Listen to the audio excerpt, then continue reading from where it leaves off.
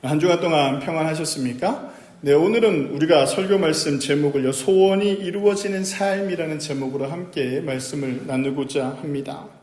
오늘 우리가 살아가는 세상은요, 소원을 이루는 기술이 넘쳐나는 세상이라고 할 수가 있습니다. AI를 통해서 미래를 예측할 수 있고, 요즘은 주식을 투자하든 무엇을 투자하든 AI에게 의탁하는 그런 시대가 되었습니다. 돈이 꿈을 현실로 만들어주는 시대가 지금 우리가 살아가는 시대라고 할 수 있죠. 그리고 자기 개발이 인생을 설계하는 그런 아주 중요한 시대가 되기도 했습니다. 그런데도 우리가 이 세상 속에서 그렇게 열심히 살아가고 미래를 위해서 열심히 노력하고 살아가는 가운데 이루어지는 일이 그래도 우리 안에 많이 있습니다. 그래서 살만하고, 그런데도 불구하고 우리에게 기쁨이 점점 사라지는 시대를 우리가 살아가고 있다라고 이렇게 말씀을 드릴 수가 있죠. 내가 가진 것은 많은데 불안한 시대, 내가 누릴 거는 많은데 할 것이 많아서 바쁜 시대를 살아가는 게 우리의 지금의 시대라고 할 수가 있습니다. 이렇게 살아가는 우리에게 오늘 성경 말씀이 우리가 해주는 말씀이 무엇이냐면, 다윗을 통해서 여호와를 기뻐하라, 그가 내 마음의 소원을 내게 이루어 주시리로다 라고 이렇게 말씀하고 있는 것입니다. 이것은요, 인간의 욕망 구조를 바꾸는 신앙적인 아주 핵심적인 구절이라고 할 수가 있습니다. 그러니까 어떤 구절이냐면, 하나님께서 소원을 이루어 주시는데 가장 핵심은 무엇입니까? 라고 한다면 오늘 설교의 결론이라고도 할 수 있습니다. 무엇이냐면 하나님을 기뻐하라는 것입니다.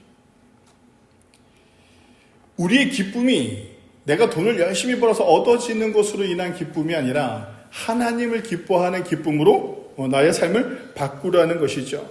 성공에서 기쁨을 찾고, 안정에서 기쁨을 찾고, 심지어는 누군가에게 인정을 받기 위해서 기쁨을 찾고 있는 이 시대 안에서 하나님께서는 우리에게 다른 것을 이야기하는 겁니다. 너의 기쁨이 너가 사랑하는 세상 속에서 이루어지는 것이 아니라 어디에서부터? 나로부터. 그 나는 누굽니까? 하나님으로부터 그 기쁨을 누리라라고 이렇게 말씀하고 있는 것이죠. 여호와를 기뻐하라라고 오늘 성경 말씀에 말씀하고 있는데요, 신앙의 중심을 하나님께 두라는 것과도 마찬가지 말씀입니다. 여기서 기뻐하라라는 뜻은 어떤 것이냐면, 하나님 안에서 자신이 기쁨을 누려라라는 겁니다. 다윗이 오늘 여기서 고백하는 내용이 무엇이냐면, 하나님 안에서 기뻐했다라는 겁니다. 너의 기쁨의 대상이 세상이 아니라 하나님이 되라는 것이죠. 여러분들은 살아가면서 기쁨이 어쩔 때가 가장 기쁘십니까? 요 근래에 내가 너무 기쁘다, 내가 너무 기뻐서 행복하다라고 느꼈던 적이 있습니까? 여러분들에게 있어서 가장 기쁨이 넘치는 순간은 어떤 때가 내가 기쁨이 가장 넘칠까라고 한번 생각해 보시기 바랍니다. 지금 뭐가 나한테 주어지면 가장 기쁠까? 혹시 저번 주에 로또를 샀다라면 요즘 사람들 로또가, 내가 가지고 있는 이 로또가 당첨이 되면 너무 기쁘지 않을까? 아니면 자녀가 이제 곧 있으면 우리가 수능이잖아요. 자녀가 좋은 데에 갔을 때 나는 기뻐하지 않을까? 이런 우리는 기쁨을 어디서 찾고 행복을 어디서 찾느냐라는 것이죠. 그런데 오늘 성경에서 뭐라고 말씀하시고 있냐면, 하나님 안에서 기뻐하라는 겁니다. 그러니까 기쁨의 대상을 세상에서 찾으려고 하지 말고 하나님 때문에 내가 기뻐할 수 있습니다라는 것을 찾아내라는 것이죠. 많은 성도는요, 하나님을 섬깁니다. 그러나 그 섬김의 정서에는 어떤 것이냐면 의무감이 있어요. 우리 기독교인들에게. 그리고 저도 어렸을 때부터 신앙생활을 해왔지만 우리는 어찌 보면 요즘 말로 말하면 당연하듯이 받아들였던 것이 무엇이냐면 해야만 한다라는 것이죠. 해야만 한다라는 신앙이 좀 있어요. 그래서 해야 하기 때문에 내가 예배를 드리는 거야. 내가 예배를, 저희 어머니께서, 제가 중고등학교 때 시절에 저희 어머니께서 예배를 철저하게 지키셨는데, 저희 아버님이나 저희 가족들이, 일가 친척들이 교회를 다니지 않았고 저희 어머님이 우리 가정의 첫 믿음의 조상이었던 때가 있었어요. 제가 중학교 때였는데, 근데 어머님이 그래도 그 어려운 환경 속에서 단 한 번도 주의를 어긴 적이 없으셨어요. 근데 이제 결혼식이 주일날 옛날에는 많이 잡히잖아요. 그러다 보니까 주일날 어머니께서 이제 저를 데리고, 제가 장남이니까 다른 식구들은 어떻게든 몰라도 저는 꼭 데리고 이제 가야 되는 상황이었어요. 저를 데리고 주일을 지키지 못하고 결혼식에 갔어요. 가고 난 다음에 왔는데 이제 어떤 일이 벌어지냐면 저한테 문제가 생기기 시작했어요. 어떤 문제가 생기냐면 음식을 먹었는데 자꾸 목이 칼칼하고 아픈 거야. 생선이 가시가 걸린 것처럼. 너무 아프고 붓기 시작하는 거죠. 병원에 갔더니 뭐 가시가 걸린 것 같다. 뭘 먹었냐 해서 막 토해내고 병원에 가서 막 이런 일들이 있어요. 그래도 뭐 계속 아픈 거죠. 왜 그랬는지 몰라요. 병원에 갔는데 그때는 그랬어요. 근데 저희 어머님이 내가 막 아픈 걸 보면서 뭐라고 하신 줄 아세요? 뭐라고 하셨을 것 같아요? 주의를 안 지켜가지고. 내가 주의를 안 지켜서 네가 이렇게 고생한다고 이렇게 얘기하는 거야. 돌이켜보세요. 엄마가 주의를 안 지켰으면 엄마가 아파야 되는데 나 아무 상관없는 내가 아픈 거야. 그 어렸을 때 그렇게 생각할 수 있잖아요. 그러니까 이게 우리가 말하는 좀 나쁘게 얘기하면 영적 학대라고도 할 수 있어요. 조금 더 순화해서 얘기하면 영적 가스라이팅이라고도 할 수 있죠. 네가 잘 되려면 뭘 해야 돼? 제가 어렸을 때도 그런 설교들을 많이 들었거든요. 네가 잘 되려면 하나님한테 11조도 잘 드려도 예배도 빠지면 기도도 열심히 해야 되고 뭘 열심히 해야 돼, 뭘 열심히 해야 돼 막 그래서 강요하는 시대가 있었습니다. 그러니까 기도도 해야 하니까 하고 예배도 드려야 하니까 드리는 겁니다. 근데 다윗이 오늘 성경에서 이야기하는 것은 무엇이냐면 해야 하기 때문에 하는 신앙을 멈추라는 겁니다. 그럼 뭘로 바꾸라는 거야? 기뻐서 할 수 있는 대상이 되었느냐라는 거죠. 이걸 다른 말로 얘기하면 예배를 드리는 것이 즐겁습니까? 아멘들 안 하시는 거 보니 목사님 설교가 지루합니다. 이렇게 얘기할 수도 있는데 우리가 예배를 드린다는 것이 내가 즐거워서 드리고 있습니까? 라는 것을 묻는 거야. 오늘 성경이 여러분들에게 묻는 거야. 하나님을 섬기는 일이 내가 예수 그리스도를 믿는 그 일이 즐겁습니까? 이 즐거움이 우리 안에 있느냐라는 거야. 보세요. 교회라는 우리 교회도 작은 교회이지만 이 작은 교회 안에서 관계를 맺어야 되잖아요. 그렇죠? 관계를 맺고 살아가야 된다고요. 내가 원하는 사람도 있고 내가 원치 않는 사람들도 있죠. 내 마음에 들는 사람도 있고 들지 않는 사람들도 있어요. 교회에 오면 모두가 다 아름답나요? 그렇지 않잖아요. 우리가 살아가면서 나는 어디에서 기쁨을 얻고 있느냐, 나는 어디에서 즐거움을 얻고 있느냐라고 이렇게 묻는 질문이기도 합니다. 여호와를 기뻐한다는 것은요, 그분의 뜻과 교제를 인생의 최고의 즐거움으로 여기는 겁니다. 이는 단순한 감정의 흥분이 아니라 하나님과의 관계 안에서 만족과 평안을 누리는 그런 상태를 의미하는 것이죠. 진정한 영성은요, 하나님을 즐기는 영성입니다. 이것이 하나님과의 깊은 성숙의 단계로 들어가는 것이죠. 성도 여러분, 우리가 영적으로 건강한 삶은 어떤 삶입니까? 영적으로 성숙되어져 가는 것은 무엇입니까? 라고 얘기했을 때 거룩한 척 하는 것이 아니에요. 아, 저 사람이 정말 영적으로 성숙한 사람이구나 라고 한다면 상황이 최악인데, 상황이 최악이고 세상 사람들이 봤을 때 야, 너 그러면 어떡해? 막 하고 있는데도 그 사람이 불안해하지 않고 하나님 때문에 기뻐하고 있는 그 삶의 상태가 불안해하지 않고 하나님 때문에 그 기쁨이 있는 상태로 살아가는 것, 그것이 영적으로 성숙된 모습이라고 할 수 있습니다. 하나님을 기뻐할 때요, 마음의 질서가 바뀌기 시작합니다. 하나님을 기뻐한다는 것은요, 단순히 감정의 흥분 상태를 말하는 것이 아닙니다. 그것은 욕망을 중심으로 하나님께서 조종하기 시작한다는 겁니다. 이거 좀 어려운 말일 수도 있는데요. 세상은요, 갖는 것을 기쁨의 근원으로 삼습니다. 그러나 신앙은요, 하나님 자신을 기쁨의 근원으로 삼으라고 이렇게 말씀하고 있죠. 질서가 바뀌는 겁니다. 되게 단순한데요, 우리가 이걸 잊어버리고 살 때가 너무 많아요. 그러니까 하나님께서 소원을 이루어 주신다라는 이 이야기, 여러분들이 이 말씀을 보는, 말씀의 제목을 보면서 소원이 이루어지는 삶에 대해서 이야기할 때 막 기대치가 있지 않나요? 내가 바라는 소원이 막 있을 거 아니에요. 여러분들 소원 있어요? 없어요? 있죠?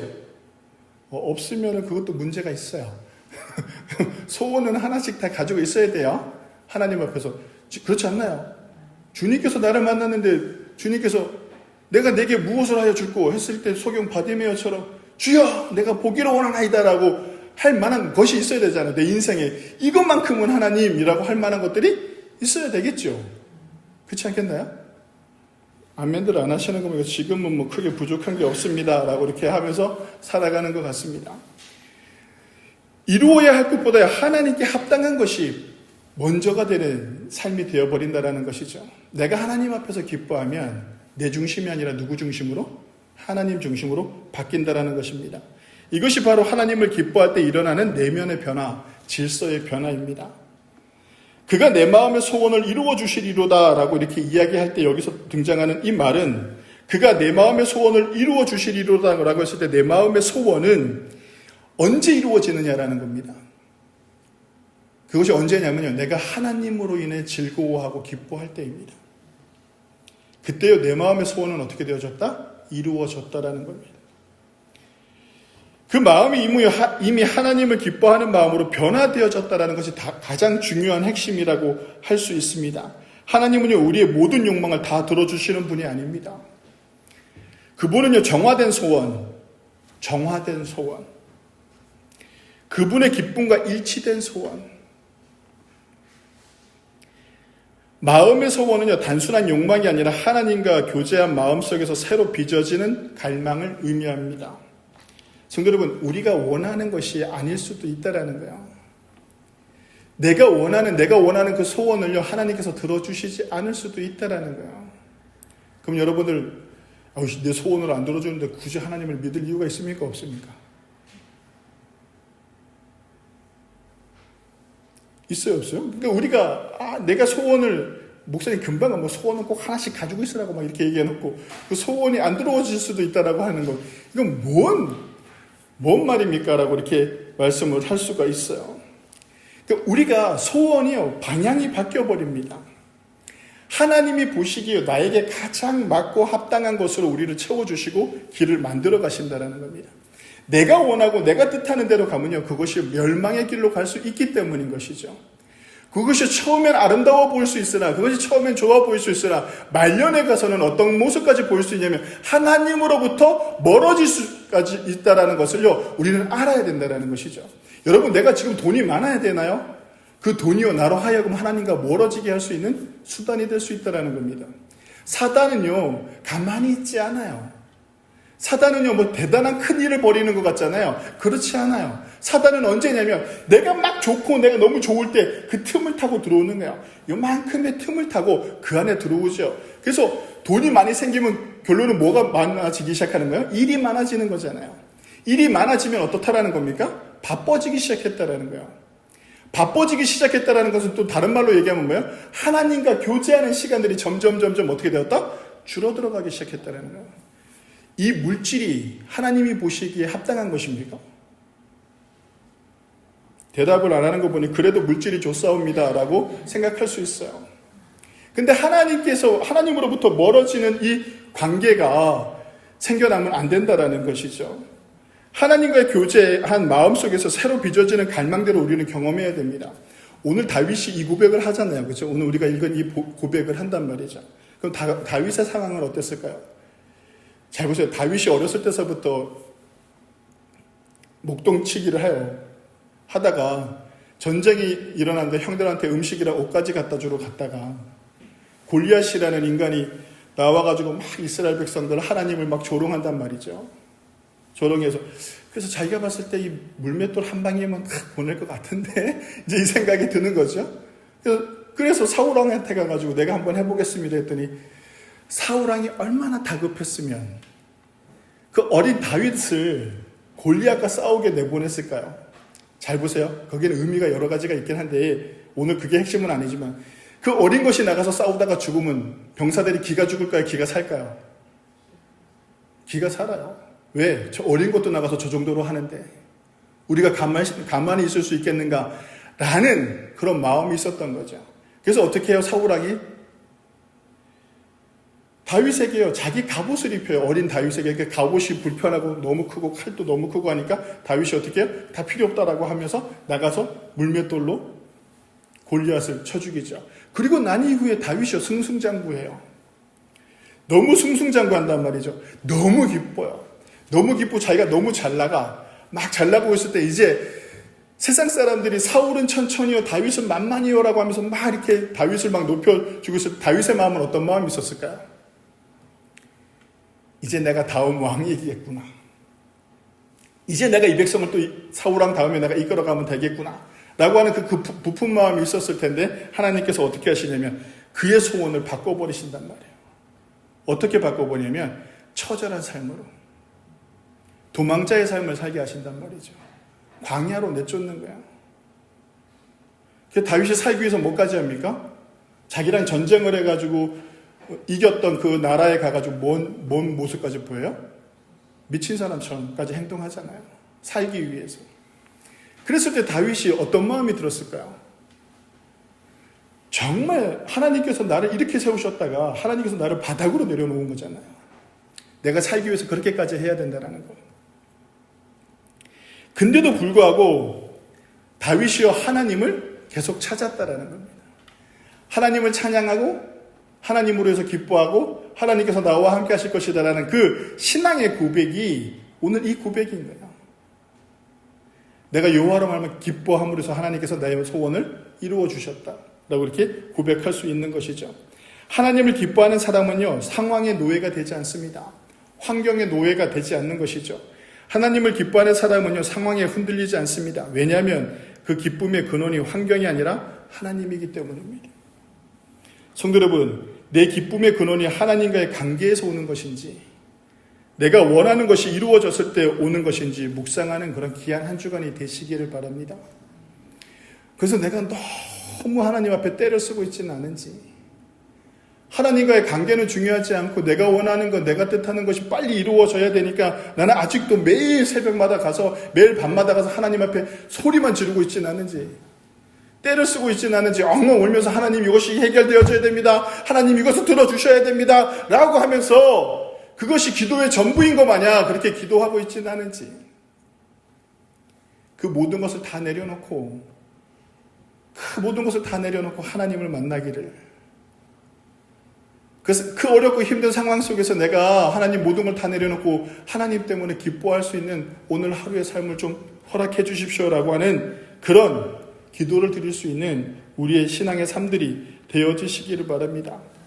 많은 성도는요 하나님이 제 소원을 이루어 주세요라고 기도하지만 하나님은 종종 이렇게 하십니다. 좋다 그러면 내 소원부터 바꿔놓겠다라고 이렇게 말씀하시는 것이죠.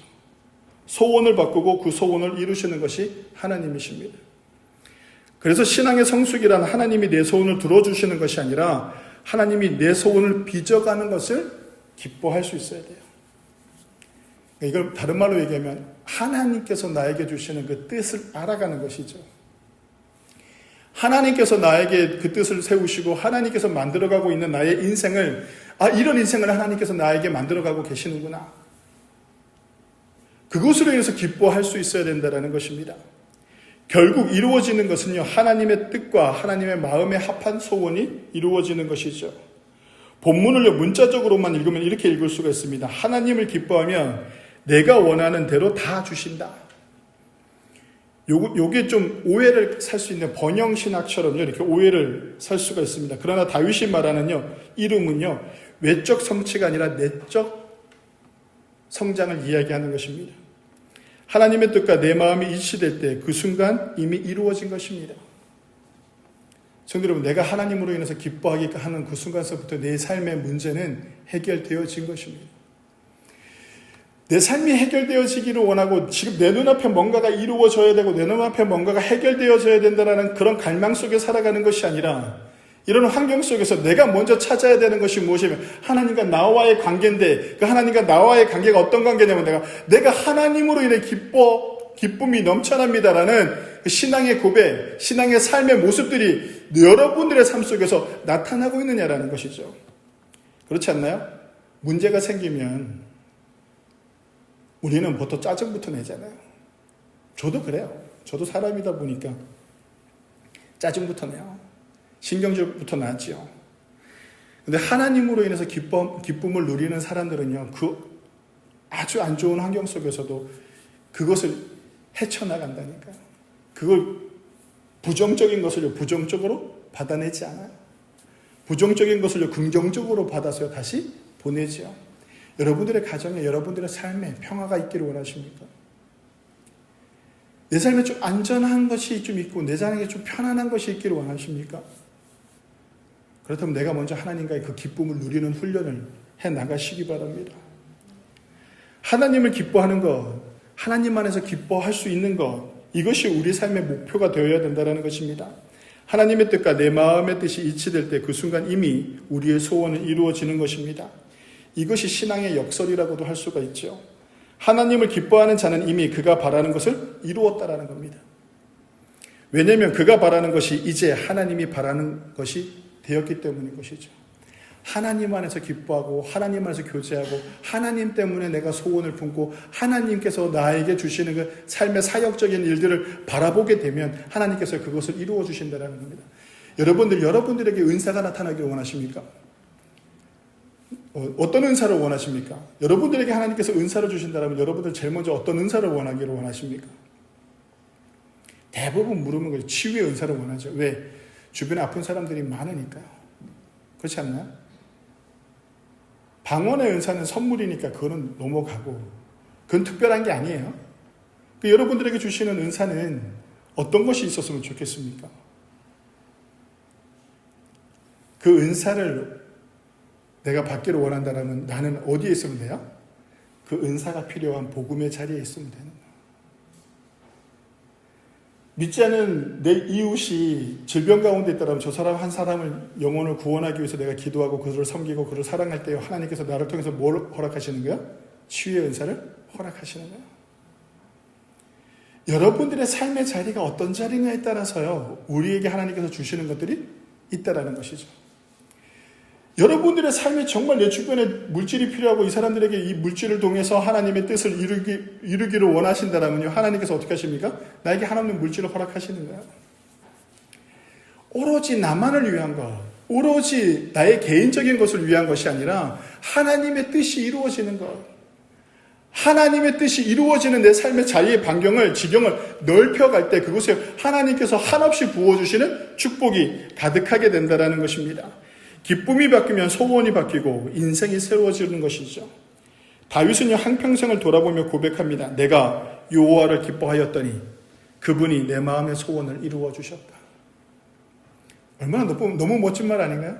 시편 37편을 전체적으로 쭉 읽어보면 다 이런 고백들인데, 저는 이 시편 37편을 묵상하면서 딱 한 구절을 선택해야 된다면 어떤 구절을 선택해서 성도님들에게 말씀을 전할까 하다가 딱 너무 아름답고 너무 멋진 이 구절을 선택하게 된 거죠.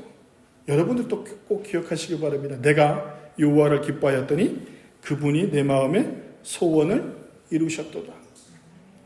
그의 인생은요, 왕으로 끝나지 않았습니다. 그는요, 하나님이 기뻐하는 사람으로 끝났어. 성도 여러분, 우리의 인생에 역전이 벌어지기를 원하십니까? 우리의 인생에 반전이 일어나기를 원하십니까? 우리의 인생에 뭔가가 풀려지고 내 마음에 평안이 있고 내가 내 삶이 즐겁기를 원하십니까? 내가 뭔가를 이루고 살아가기를 원하십니까? 그렇다면 이제 모든 것을 다 바꿔놓으시기 바랍니다. 어떻게? 내가 하나님 안에서 어떻게 즐거움을 누리고 있는가? 내가 하나님 안에서 어떤 기쁨을 누리고 있는가? 기쁘다라는 것은 뭐와도 같은 거예요? 즐겁다라는 것도 같은 거잖아요. 이 예배가 여러분들의 인생에 즐겁기를 원합니다. 어느 자리에 어느 곳에 가서 하나님께 예배드리는 그것이 즐겁기를 원합니다. 내가 어느 자리에서 무엇을 하든, 내가 어떻게 있든, 내가 찬양을 하고 내가 무엇을 하고 내가 봉사를 하고 내가 헌신하는 그 자리가 짜증과 원망이 아니라 사람들이 나를 도와주지 않고 내가 나 혼자 하는 것 같고, 왜 저 사람은 안 해? 저 장로라는 게, 권사라는 게 나타나지도 않고 뭐 하는 거야? 하면서 짜증내면서 하는 것이 아니라 아무도 도와주지 않지만 내가 이 섬기는 이 일이 기쁨이 되기를. 어렵지 않죠? 근데 어려워요. 가정에서도 마찬가지죠. 직장에서도 마찬가지예요. 여러분, 나를 괴롭히는 사람들은 하나도 많다니까. 내 마음에 들지 않는 사람들은 세상에 너무 많아요. 그런 사람들 가운데서 내가 어떻게 기쁨을 누릴 수 있어요? 짜증만 나는데. 그러니까요, 하나님으로부터 기쁨을 얻을 수 있는 그 신앙의 성숙함을 만들어내시는 저와 여러분들이 되시기를 바랍니다. 그래서 우리가 지금 내가 가장 기뻐하는 것이 무엇입니까? 그것이 하나님보다 크다면 나의 중심이 잘못되어졌다는 겁니다.